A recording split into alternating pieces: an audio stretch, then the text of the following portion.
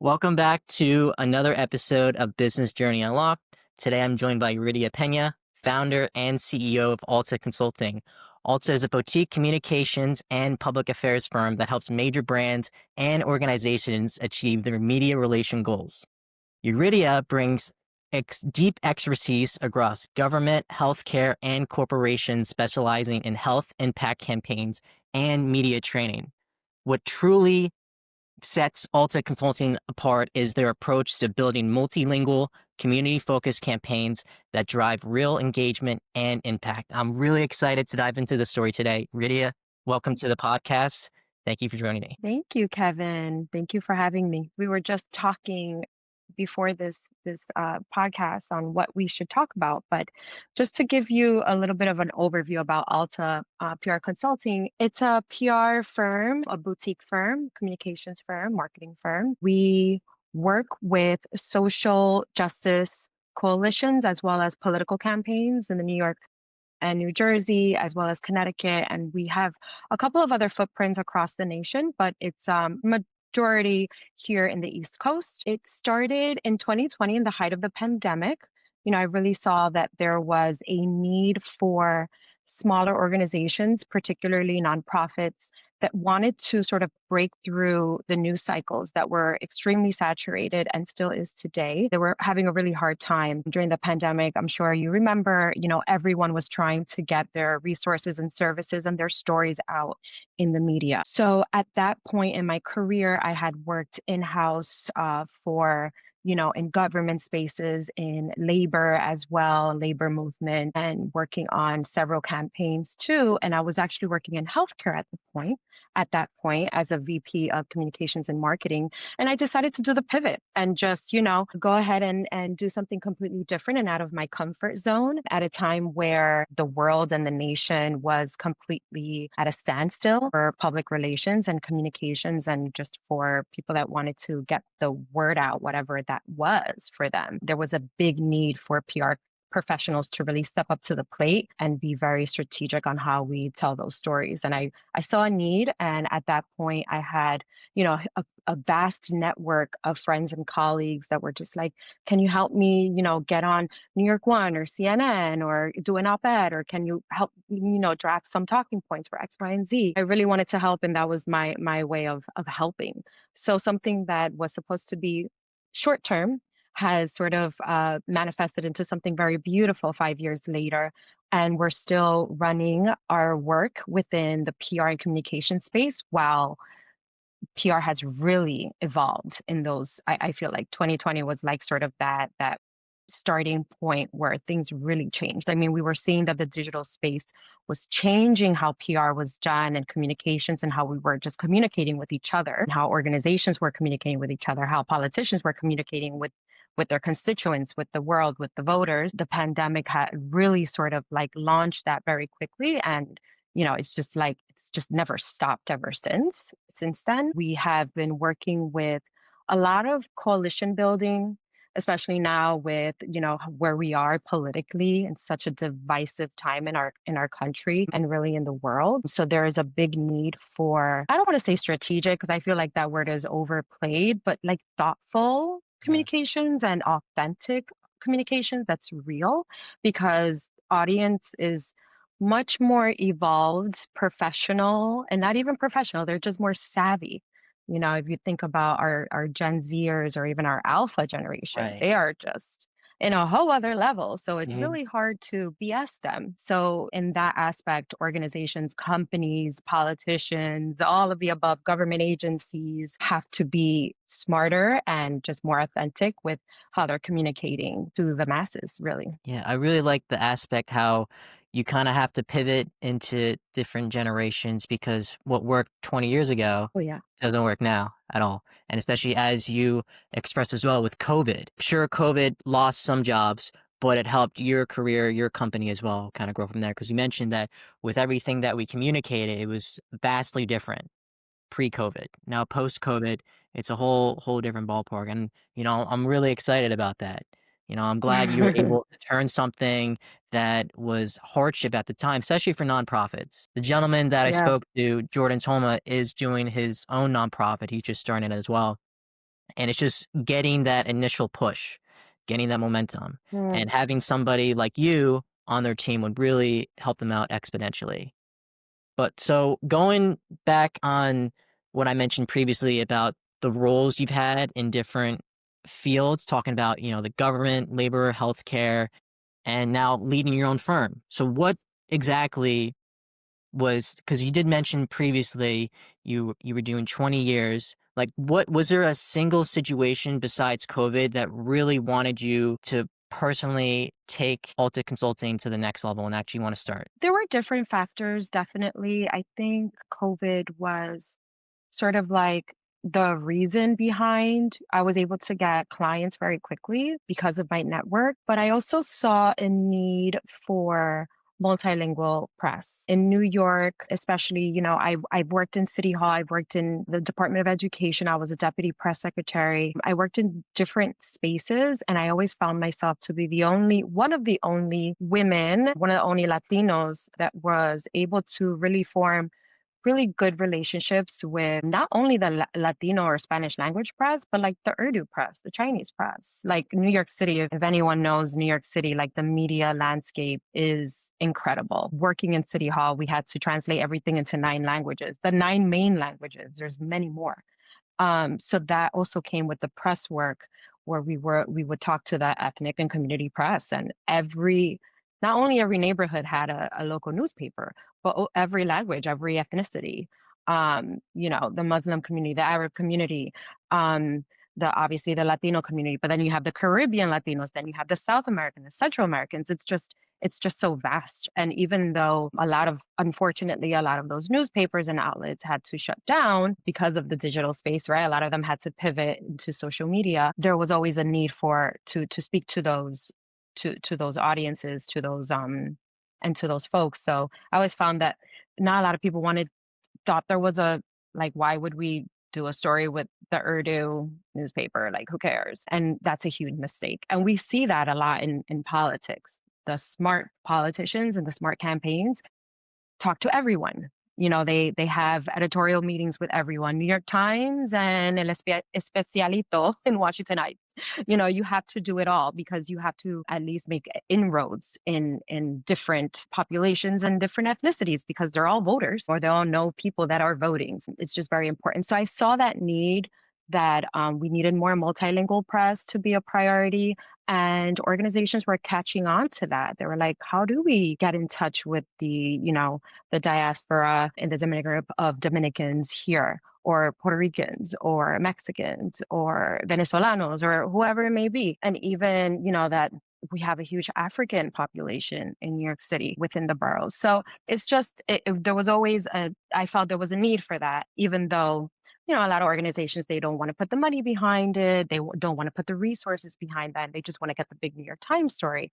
But now, as things are evolving and they're seeing that now we have influencers, right? Influencers that speak to different audiences, they see the need to speak to those audiences because they're a huge market. They're purchasing, have huge purchasing power. So why not?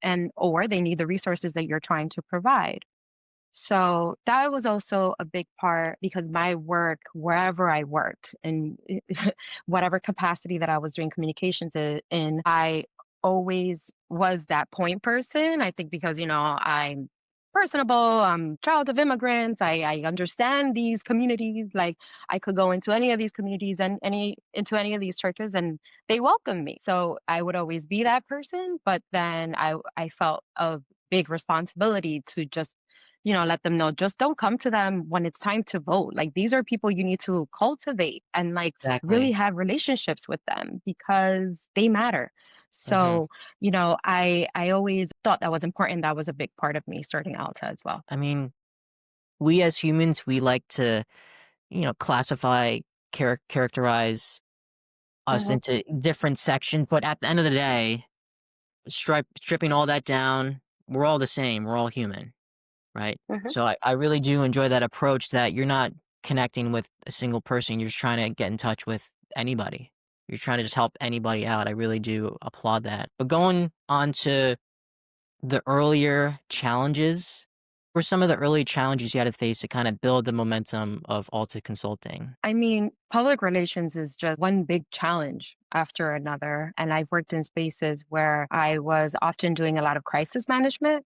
And that Oh, was, really? I think, the most stressful for me. Like, as a deputy press secretary, as you could imagine, I think that was by far the most one of the most stressful roles that I served in. But I also loved it because I went through the public school system. So it was a big honor for me to be a deputy press secretary for a department that I was once part of, where a lot of people in that space didn't look like me, which I thought was bizarre because there were so many of us that went through the system. So I felt like there was a huge responsibility when I went into the schools and I brought reporters to do stories on those schools. And a lot of those schools were going through tough times and were going through challenging times. And we were trying to, well, we not trying, we brought reporters to spaces where maybe they weren't allowed to be in certain before. And that's a big responsibility because if anything doesn't work out the way that we want it to as an institution, then, it would be on me. I think one of the things I would say that I've been told is that, I'm one of these PR people that are actually very nice.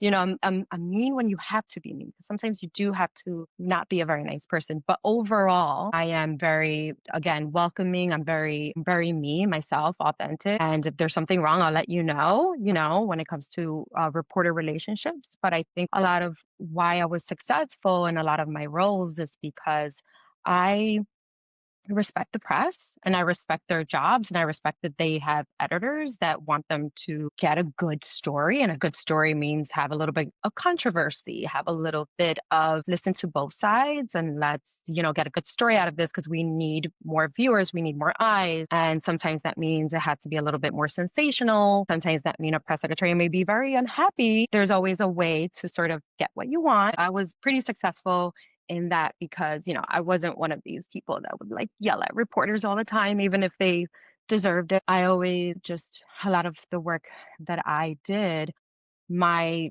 thinking is just like, I'm going to respect them and they're going to respect me. Right. Right. There's boundaries here, right? Hmm. That we're not crossing. And if you are going to cross it, at least give me a heads up so I could prepare myself and prepare my boss for it. At that point, that's when the Brooklyn comes out. And we were able to do really good work. I was able to do really good work at the Department of Ed with that press corps at the time, and I'm very proud of the work that I did there. I mean, I brought reporters to Rikers Island. Let's put it that way. There is a high school there, and they did a beautiful radio. This is one of my favorite stories. It's a great story on kids learning about Shakespeare at Rikers, which you wouldn't think that they would be because they're at Rikers. But guess what? They are because they're teenagers and they need to go to school and they're humans, you know? They're actually really good kids. So those were the types of stories that always like got to me because I'm like, okay, this is why I'm here. This is why sometimes it's okay if I'm a punching bag because at the end of the day, I get to really highlight these stories and hopefully move the needle a little bit on how certain communities are looked at and change perception. And that's what you got to do sometimes. There Hmm. aren't a lot of PR communication firms that actually would go out of their way to do what you're doing, going the lengths in which you're going to. And I think some people fail to realize that. They just think that someone points a camera at you and you just talk, but there's so much background that goes into it, so much research, so much communication, delegation that sometimes it probably could take, I mean, this might take weeks, right? Hmm. Right? It's not like it's the And next day. preparation, Mhm. preparation as well. Exactly. Yeah. Exactly. The preparation is, like, huge, and if you miss one thing up, then the whole thing could fall apart, right? Right. And a lot of the times, what organizations do wrong is that they'll call me or they'll call other PR firms when there's a big fire and they just want us to make it go away. And it's just like, okay, but why did we get here in the first place? Like where did you go wrong? Because I'm sure there were signs along the way that you ignored and that's why you're here now.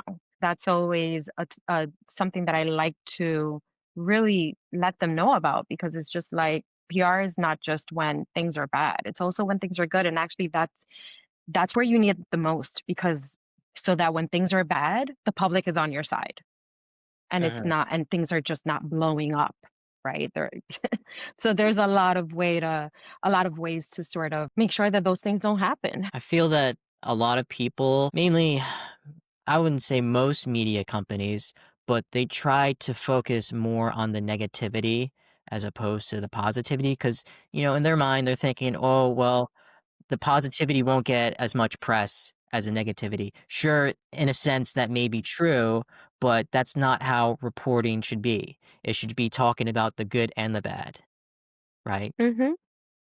Exactly. Exactly. When you bring on new clients in Alta Consulting, what's something about you and the work that you do that most of them may not even realize that really sets you apart? I would say that we are very diligent. I'm very diligent in my work. I won't have you talk to a reporter just because they're my friend or whatever. I have reporters and podcasters and editors and influencers who I'm friendly with. And I just wouldn't just like throw you into the throes of whatever and say, try to swim or sink. I like to, there's a phase that we like to do, which is sort of like a phase that we're gathering information and we're trying to really figure out who do you already have good relationship with in terms of media? Who do you have bad relationships with that we want to mend, maybe cultivate them, bring them back to your side? And who are like the outlets that I know that we could get press like right away and who are like far reaching pie in the sky. Everybody wants a New York Times profile, let's say. And how do we get there? In order to get there, we have to do all these other steps, right? How strong is your content? How can we make it stronger? Because again, as we evolve, like long gone are the days where you just, call and say, hey, come and cover my event at 1 p.m., please. You could still do that. You definitely still call news editors and whatever and say, hey, can you come to this event? But that is not how PR is working anymore. Like you have to do your own content and your content has to be strong and it has to be authentic and witty and all the things. So that means that most likely everyone in your team has to be media trained somehow, figure out who's strong, who's a eloquent speaker, who's articulate, who's funny, who like knows how to talk about a certain like complex issue and like break it down like into the nuts and bolts. Like there are these people in your organizations and your companies and in your, political campaigns. You just have to identify them and then use them and leverage that their strengths so that you can have like a really great communications apparatus. It's already there in your team. You'd be surprised. Like I've gone into rooms where it's like, oh, these are just our XYZ staffers who do XYZ. And we do like a media training and they're coming up with amazing ideas for content. And it's just like, oh my God. So yeah, I digress, but I like to really go in there and figure out. I like to say that we're a complement of your communications team or of your marketing team or your leadership team. And I think that really sets us apart because we become part of them. It's not just like I'm here as your crisis person and I'm gonna fix this and then leave and you won't see me again until the next crisis. You know what I mean? I'm there. I usually work very close to their communications director. If you don't have a communications director, I will help you find one. But you're still going to need me because I'm the expert that could sort of do all the other things. So, there's that. I think that that's what really sets us apart, that we become like really part of the team. Yeah, just the resources too. You're at hand, you're their resource, you're trying to help them, you're not trying to hurt them. You're just trying to find the best strategy in which to promote them to get that initial outreach or getting more pull into their company, right? It's not a one size fit all. Absolutely. No, it's not. And a lot of the times it goes really beyond PR. It's really like public affairs because since I've worked in government spaces and in, in-house in other agencies as well, I worked in an agency. I'm able to tap into like, hey, are we an XYZ community board? Do we know anyone who's in that community board that's going to help us push our initiative? Or do we know the council member? Do we know the chief of staff that could like, help us? And they could be a speaker or speak at our press conference and make it stronger. There's a lot of community building as well. I think that's very important. Cannot work in a silo. whatever industry it is that you're in, you're going to need the community buy-in. You're going to need the leaders in those communities, the advocates. But if they're mad at you, you have to bring them in and try to find some common ground to make it work, right? And so that you are seen as like a trusted partner of the community. You're not just there to, let's say, I'm thinking real estate, gentrify a community or bring in a new building that nobody wants. How do we get like the community buy-in? How do we like really listen to what they want, what they need? So that's like where the public affairs aspect of it comes in, and that really works hands in hand with the PR. Getting that connection is really a big thing. So, Hmm. as you mentioned with the PR, the public affairs, in your world, it shifts dramatically. One day it could Yeah. talk on this topic, the next day a completely different topic, right? So, going on right now, what major trends are you personally seeing? Again, whether it's in politics, healthcare, maybe even labor or nonprofits, like what kind of shifts are you personally seeing in your world? Yeah, I mean, there's many shifts. The number one, not number one, but a big shift that I'm seeing right now is, again, content development. In the olden days, not kidding. But before you would just do like, let's say, a video for your gala, like your big fundraising event, if you're a nonprofit, where you would put all your resources in to make this beautiful, like 3-minute video. Now we're seeing that there is a need for every organization, for every political campaign, for every agency, not just have a social media coordinator, but like a social media manager, content manager, like someone who knows how to shoot, edit, do all the things. And if you can have more than one person, even better, because you have to, turn around content. And it doesn't have to be the cleanest, the most perfect content. I mean, you're gonna want to get there at some point. The more grassroots it looks, the better, even for the bigger companies. The more guerrilla marketing it looks, the cooler it looks, the more like the vibes got to be there and all that good stuff. Get yourself like a young person or a youngish person who you could really like sort of help professionally, but then they could help you to because they're just a very good sounding board when it comes to that. So I'm seeing a shift in that in terms of, I would say like 5, 6 years ago, no, people would have like maybe like a social media intern or manager or whatever, but now it's like it's a department. It's like it's a whole thing. It becomes a studio. I see a lot of agencies actually, they now have like a studio where it's like the studio is like maybe they have a podcast, maybe they have like some kind of video content going on and a staff that does that work. Another trend I'm seeing, it's not really a trend. It's something that's always been around because the audience is so much more sophisticated and savvy when it comes to social media. And because there's so much more, we're so connected now to the world. Like we kind of know what's going on. You have to be real and authentic. People see through the bullshit. They know when you're lying. They know if a statement is chat GPT.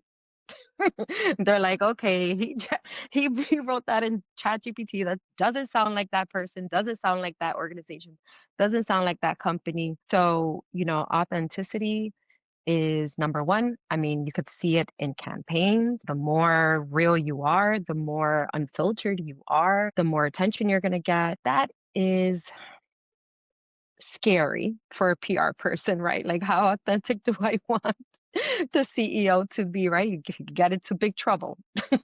So I think that's where like media training comes in. I think media training is very important. I'm seeing a lot more of people wanting to media train not only the C-suite, but like their staff and their junior management, because at any point, they could say something on their own social media and you can't really control what people are saying in their own channels, but you could educate them about, this is how we talk about this topic and this is how we talk about that topic, and sort of introduce it that way, which again is muddy waters because you don't want to tell like you can't tell your employees what to say about certain, like especially political topics or anything like that, but you could educate them, you can make them feel, you could bring them into the conversation so they don't feel like, oh, leadership is here and I'm here. Like, no, this is all of us coming together. I'm seeing a lot of that now, like the C-suite and the leaders and the CEOs and the executive directors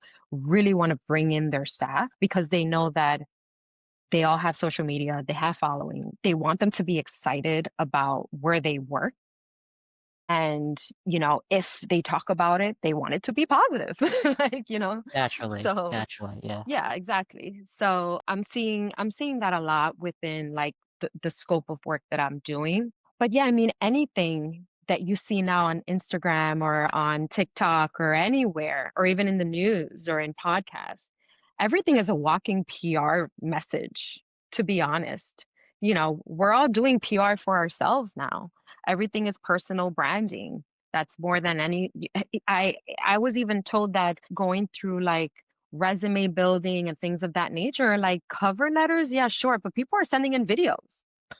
People are sending in like reels about, how they because they want to stand out because the job market is like really bad right now. So, and I've seen applications like be as creative as you want for like things that are has nothing to do with PR communication. So it's I think we're gonna see a huge shift on how we work, how we interact with each other.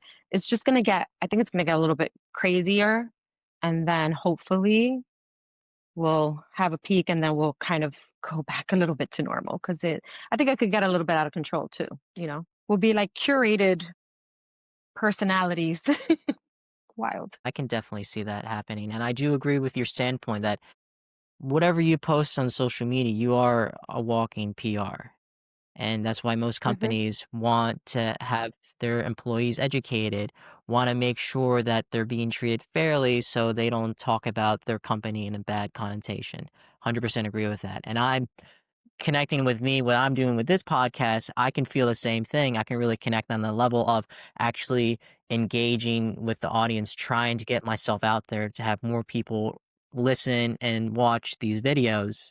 Because it is really hard, especially starting out. It is very hard trying to gain that audience, trying people to actually look at you and see that you're true and authentic, which the whole thing is raw. It's completely unscripted. Like we're just having a conversation. At the end of the day, it's just a recorded conversation. And just Hmm. having that authenticity, as you mentioned before, really works wonders. Because it's not BS. It's not, cut and paste. Every story is different. And that's what you try to see. That's what I try to see. And we kind of just go from there. So looking at the day to day for you personally in the company, is there certain aspects that's working amazing? And are there others that are kind of more like time consuming that kind of like grind your teeth like, oh, I can't believe I got to do this again? Grinds my teeth.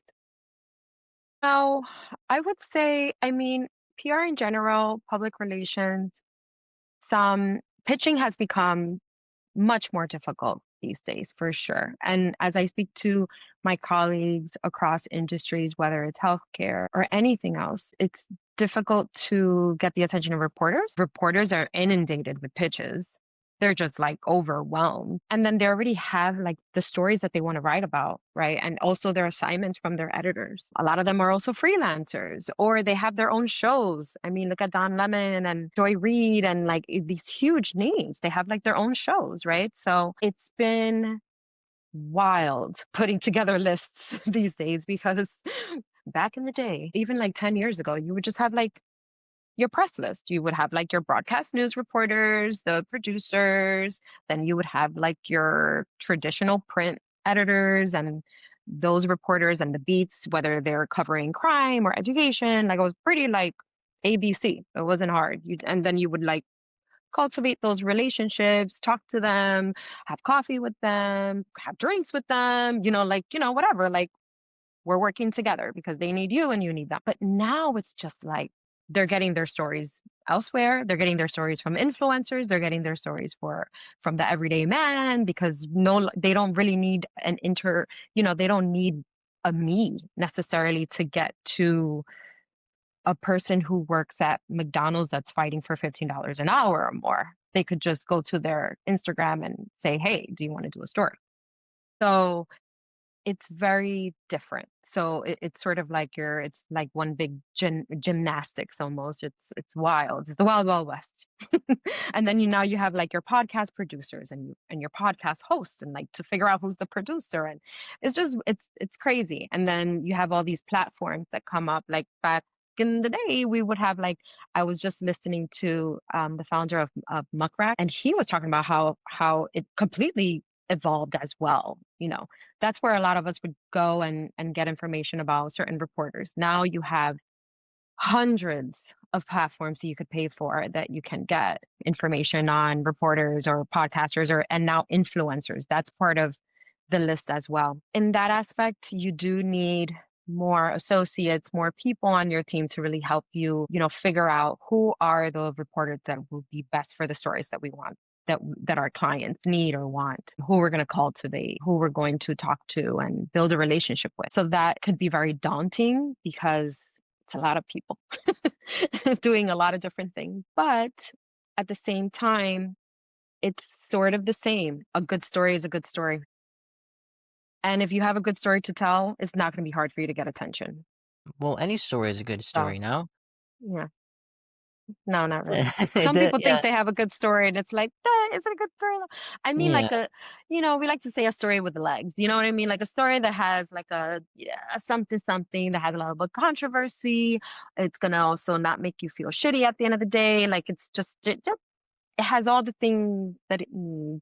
But really, what I mean by that is just like, you know, I like to bring it back to kids. Like everyone loves a story with kids learning about hydroponics or something like that, or urban farms, or learning how to play classical music or piano or whatever it is. Like those are just like those feel good stories that it's going to get the attention of someone. I think the more difficult stories, and then of course you have like your crisis and your controversies, and or like the or big rollouts and initiatives. Think about, I don't know, what was it? Was it The Gap, or was it one of those that celebrity that was like a big controversy about, I have the best jeans, but she was talking about that she had jeans. It was a whole thing. Sweeney's her last name. Anyway, it doesn't matter. Like that kind of went awry, but I think that that actually happened on purpose because they wanted the views and they actually had a lot of sales. I think it was American Apparel or one of those like bigger. And then the Gap sort of did like a counter jean rollout with all women of color, and it was like this beautiful sort of like diversified commercial, and that was well received. I mean, but a lot of the times that's really nothing new either. Competitors are going to compete, and you're going to see that with the bigger companies. And sometimes you do take a high risk, do something a little bit more, risky or controversial. And you do risk like being called a certain type of company that doesn't care about XYZ or is exploiting whatever it may be. But at the same time, they made a ton of money. So do we know if that was like that's what they wanted? We won't know. We weren't part of that marketing execution. So we have no idea. We could only speculate. Back to that, like a good story is a good story. You have a celebrity in a big ad campaign that's controversial, you're going to get eyes, you're going to get clicks, you're going to get stories out of it. Whether it's good or bad, it depends on the company, how they see it. They may see it bad in a PR way, but they may see it good in numbers. Everything is a risk. So whether it's the little kids being cute in school or like a big controversial ad, you'll get eyeballs. It's just trying to, again, break through the noise and how you're going to stand out. And if you want to stand out for the right reasons. It is really hard to break through the noise, but, you hear the saying, "Bad press is good press," right? Yeah, So, you don't agree with that? not all the time. No, bad press All the is bad time. press. Well, I Hmm. meant in relation Yeah, to what you mentioned about the celebrity with the jeans. It still produced a lot of sales, right? That's what I'm going right. at. That's what I was kinda No, relating it for to. sure. Yeah, that's why I said it depends who sees it. And yeah. For Yeah, there's maybe so many the factors. Mhm, brand took a hit, but they also made a ton of money. But also the mhm. celebrity took a hit too. I mean, this was like 2 months Yeah. ago, and they're still asking her about it. Sucks. I'm sure she's not happy about that. She's not getting very good press out of it at all. It's dicey. I think that you have to be your authentic self, obviously, whether it's an organization, a company, personal branding, or whatnot. But you also have to be cognizant of like, take a temperature check of where we are, where society is, and don't live in like a silo. You don't live in a box by yourself. You live with other people, and you got to be cognizant of what you say when you say it, because it's going to matter whether you like it or not. Yeah, I agree with that. And I wouldn't say walking on eggshells, but you have to truly understand what this story is trying to promote. That's the best thing to do. So going back to Alta Consulting, if we zoom out into 2026, where would you love to see your company go? You want to hit something different? You want to stay in the same kind of field, but grow and get deeper roots? Yeah, I mean, I believe, well, our goals are lofty, but definitely doable. I want to do more work with bigger companies that need someone like me to sort of help them navigate how they're going to sort of prepare for any crisis. Before you get to the crisis, many steps must have happened for you to get there. Like really do like the preventative work, do the groundwork. I think that's very important. How we talk to different communities and different audiences and how we engage with them and how we cultivate those communities. Like, again, it's not a one size fits all. There's different ways to communicating and to selling, promoting your services, whatever it is that you're selling, your products, services, whatever it may be. I think people have to be just more intentional on how they communicate. I mean, that's really what it is. And I would love to just help more companies get there. We are looking into working with leaders as well and helping them sort of prepare for, their next step as leaders, whether it's like a TED Talk or even talking to a community they've never spoken to. I want to do more of that work. I think just really educating the masses that, we're not just an a one size fits all, like you said. Even the Latino community, not a monolith. We're very different, very some of us speak different languages. It's not just Spanish. Definitely different dialects, different cultures. There are a lot of like underlying foundations that we have a lot of the similarities, but we're very different, just like the African American community, just like any other community, right? And I think organizations, companies, big or small, they really need to educate themselves on how they're going to approach them because they're going to need them because they want to they have a bottom line, right? They want to sell, they want to promote their services, sell their products. The more people they reach, the better because you want to be a globalized company and organization. So I think that's what's in store for us, just helping more people communicate, helping more companies really get their stories out and really creating really good stories, compelling stories. I do love that approach you're doing. You're trying to hit all these different factors, but you're really trying to hone in and just trying to make it all work for yourself. I do see that. You got to hit different places to see what exactly works best for not only that company, but also your company as a whole, and then you can double down on it. Definitely. And like giving them a framework too. I've worked with Hmm. nonprofits where it's like whether they're new or maybe they're expanding or scaling to a new city or a new town. And I tend to come in to like help them get settled, how we're going to do this, what's the strategy, and like literally produce templates for them so that for the next one, they know what they're doing. Right. Same thing with, speeches and whatnot. Like let's sit down with the CEO, let's sit down with the executive director. What's your story? How did you get here? What's your journey? And how we're going to bake this into the larger story of the company. Give them sort of like that, in politics we call it a stump speech, right? So like a stump like speech for the CEO, for the executive director, and then you change it. You change it a little bit depending on the audience you're speaking to that day or the interview that you're doing or the podcast that you're on. So, but you at least you have like your 5 to 10 strong talking points that you're going to say over and over and over again so that you have, so that it's like consistent and you don't feel like you're all over the place or you have to recreate the wheel. I like to say there's no reason to recreate the wheel. You're talking to different audiences and the message should be the same at the end. Exactly. Because at the end of the day, you're just, again, doing the message, right? Hmm. And, I do like what you said on the fact that you need to start somewhere and you just need to keep growing. It is, as I mentioned before, it is very hard for organizations, companies trying to get their foot out there, trying to expand their network, their brand, And it could be a little overwhelming in the beginning, but once you get that framework, as you mentioned, then it's just a cakewalk. They just need somebody to give that nudge. And I think given your position, given your expertise, you're the type of person to just that's qualified and has the Hmm. experience to go from there. Absolutely. Absolutely. So, given your experience navigating, union halls, city government, healthcare, and even entrepreneurship, right?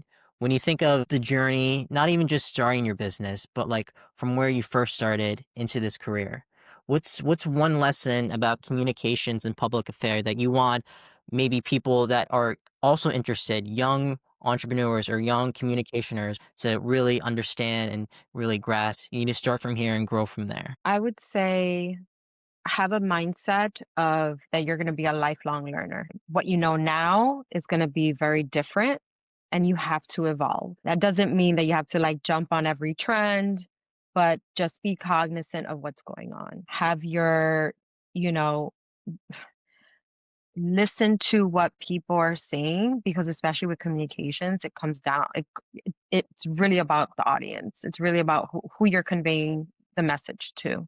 So as they change, your message needs to change or evolve or get at least get tweaked. So have a very good sense of what's going on in the culture, just like mainstream, but also if you are interested in, let's say, like aviation or healthcare or tech, like know that inside and out because you have to know the complexities of it so that you can then turn it into like three sentences that everyone else is going to understand. So again, just know that you will be a lifelong learner and you don't know anything actually. Even at like 50 or 60 years old, you still don't know anything. You still need to keep learning. You still need to keep talking to people and hearing and listening, really listening to people because those are the people you're writing for, essentially, and you're messaging to. I think that would be my biggest takeaway because the frustrations and the challenges comes when, at least in my experience, when you assume certain things. So I'm assuming is the worst thing you could do. Make sure even if you sound dumb or whatever. I shouldn't ask that. That's a stupid question. No, no, no. Ask the stupid question. Nothing's a I'm stupid sure question. someone else, even if there are stupid questions, Kevin. There are absolutely stupid questions out there. I've heard many of them, and I've asked a good amount of them too. But that stupid question, everyone else is probably someone else is thinking of that same Right. stupid question that we need an answer to. So, yeah, assuming is the worst thing, and just ask the questions, ask and ask and ask, get all the clarity that you can get because it's gonna just gonna make your life so much easier when you have clarity. I do agree with your point about being educated, and you touched on it a couple times already, and I think that's the best thing you can do. For example, I can give you just one example I think off the top of my head is look at Forever 21, right? They didn't understand the market going into, 2015, 2017, 2018. That's when they fell through, but they didn't understand the market with e-commerce. They were Hmm. so fixated on being in malls. Same thing with like Toys R Us, right? Sure, yeah, in the early 2000s, they made a brand deal with Amazon, which fell through for obvious reasons, and they tried pivoting their store online, but it's just so many people were, I would say, comfortable with going on Amazon. It's just they didn't have a strong enough message to really pull that audience back into them.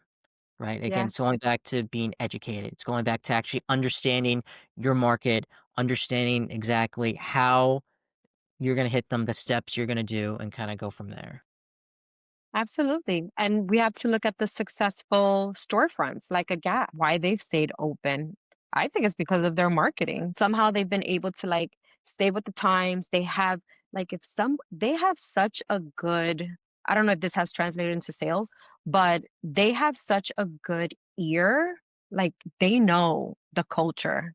Like they know what's going on. They know what's going on with the younger generation. They know what's going on with the older generation. They know what's going on with the boomers. They just know how to market to every single audience. Like it's so good. It's just so, so good. Comes down to being educated, doing Yeah. your research, doing your due diligence, and that's the Yeah, best thing having a you can do. diversified staff that knows Mhm. what they're doing and know what they're saying, and that could speak up and say like, "No, this is not how we talk about this. This is how we talk about this," or like, "That's actually really offensive," or like, "That's actually cool," or like, "Okay, let's find common ground here," you know? So, the Super Bowl too, they've completely changed how they do the Super Bowl halftime show, for example. Like it's completely changed and it's working so far. It's working, it's doing very well. So, and they're like a institution. They're like a real American institution and they've been able to figure out they've been able to identify and recognize that things are changing and they're changing fast. And you know what? We better change with it. I always find those like things interesting. Why do you think that is? How do you think they were able to do that? Well, my personal opinion, I think when a lot of the Black Lives Matter stuff happened, that movement happened, and Kaepernick bended the knee, and there was a huge controversy that even within the teams, no one saw like eye to eye on any of that stuff. Like some people were cool with it, some people Mhm, weren't cool with it. It was crazy. That was a big sort of shift for them. And they're also trying to expand internationally. So they don't want to be just like an American institution. So, mhm. and so they brought in Jay-Z to sort of revamp, I'm guessing. I'm assuming now. They probably brought in Jay-Z to revamp the halftime show. And that's how we got, J-Lo and Shakira, we got Kendrick, we got all these other folks that was very different from before. Like back when I used to watch the Super Bowl when I was like in third grade, it would always be like someone my parents would know, like from the 70s or whatever. It wasn't like of the time that the artist was like a popular artist for the young people at the time, and that went bad. Then they eventually had like Beyonce and Bruno Mars and whatnot, and then Jay-Z took over it, and then now he's really putting the people like whoever it is hot in that year for the younger generation, or really for everyone. And it's worked so far. So I always find like those case studies very interesting because you could tell that the NFL is totally out of their comfort zone, but they're doing it. And I feel like it's And just that's how very you grow. brave of them. Yeah, absolutely. Listen, they could always go back. And also Jay-Z's not that young. Jay-Z's like in his 50s already. Like, but he knows it. He's a great business person. He gets it. He knows what he has people around him to say this is what people are listening to. Anybody that wants to get into comms or PR, like those are the types of case studies that are very interesting to study or at least to be aware of. Even if you're not, I've never really done celebrity PR or anything like that. I did do some PR in South by Southwest and did a little bit of like movie stuff, but which is so, so different, but it's also kind of the same at the end of the day. You know, the messaging may be different for the particular industry, but the outcome is going to be more or less the same. Yeah, So, or yeah, you have to, I think it's just very important to be cognizant of all of that, like what's going on around you. So, yeah, and going back onto the framework as well, right? mhm. Sure, the message might be a little different, but the framework is essentially the same. Do you agree? Yeah, I agree. And taking advantage of what's happening in the world, of what's trending, if it makes sense for you, obviously, right? Like if it doesn't make sense for the company. But again, going back to being brave, doing something a little bit different, a little bit out of the box, or maybe taking a stand on something that the company, the organization, the CEO feels very strongly about, I think will also get you out of the noise and into front and center. Most definitely. Most definitely. I don't know Well, if that was helpful, Kevin, but that's what no, I no, got. it was super helpful. Thank you. I actually do this is actually a really great conversation. I really do applaud you for, Oh, going in all these different directions, right? Because you need to figure out, obviously, in your own company, what works and what doesn't work. And the best way you can do that is to reaching out to all these different organizations, trying different things, different methods, and doubling down what actually works. That's just a no-brainer with anything in any business, not just in PR. But it's different with PR because you're constantly talking to people.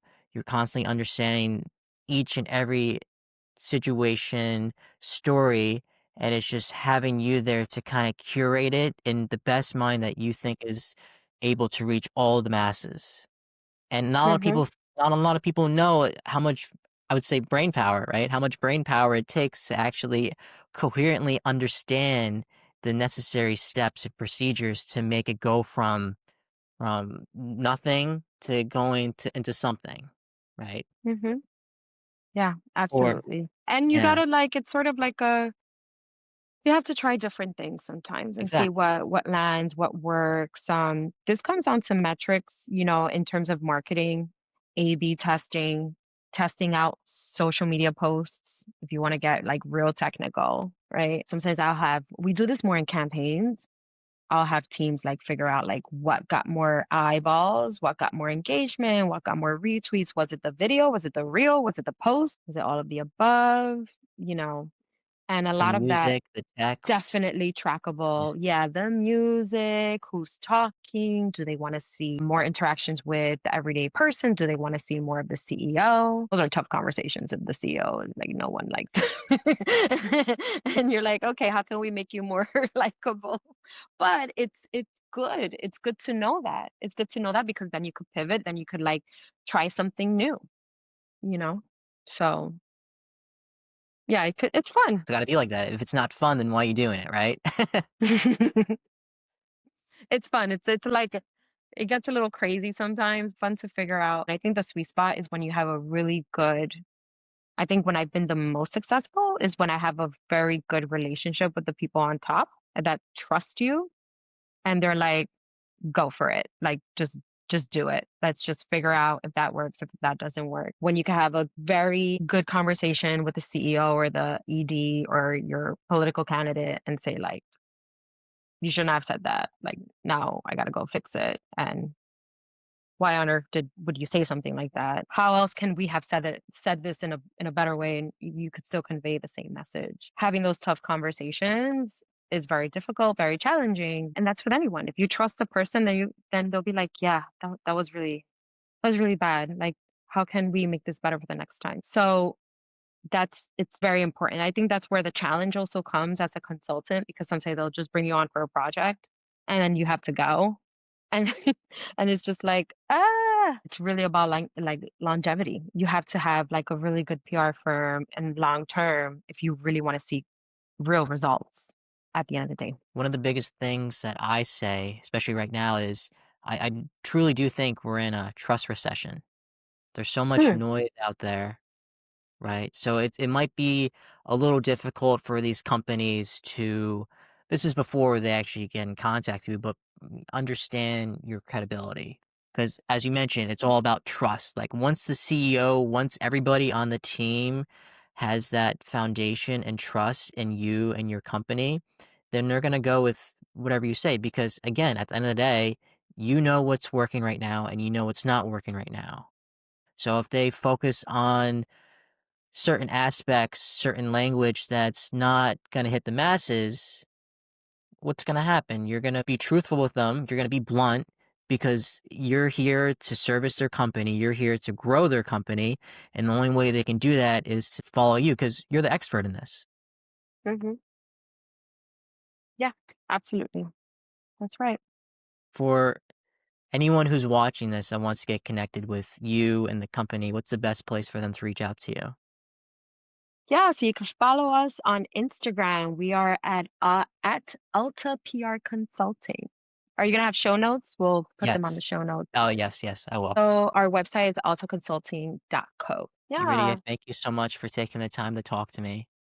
I really did of enjoy this course, Kevin. conversation, and it was very insightful, especially coming from me, what I'm trying to do, trying to build my company. It's really nice talking to somebody who actually knows what I'm going through. No, and that's great that you are, what you're doing is it's amazing and it's beautiful because you're creating a network is exactly Mhm. what you're doing. You're creating your own network. It's gonna help that will help you in different capacities. So this is great. This is great.